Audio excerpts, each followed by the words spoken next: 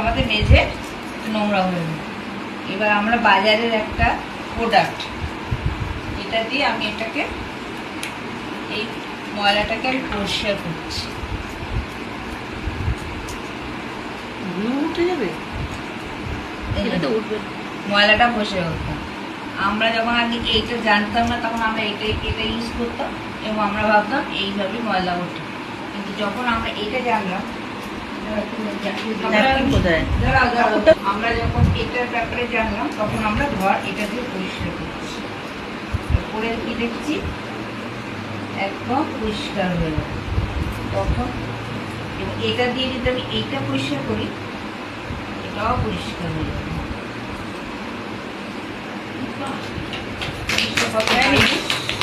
হাতও পরিষ্কার হবে, কিন্তু হাত তো আমার চটচট করবে না, খসখসেও হবে না। এইটা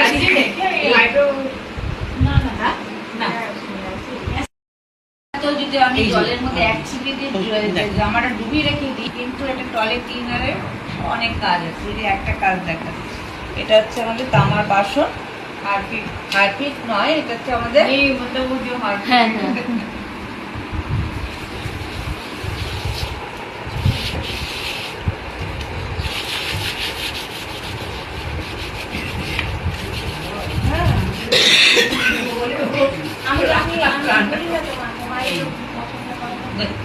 পরিষ্কার হয়ে গেল। সামনেটা করো,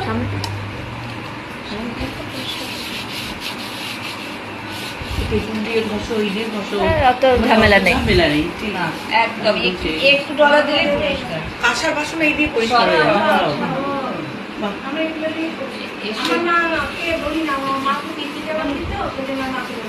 আমাদের টয়লেট ক্লিনার একটা ঠাকুরের বাসন ধোয়ার জন্যই থাকে আলাদা করে, কারণ হচ্ছে ওটা দিয়ে পরিষ্কার করলে একদম ঝকঝকে যায়, খুব কম টাইম লাগে।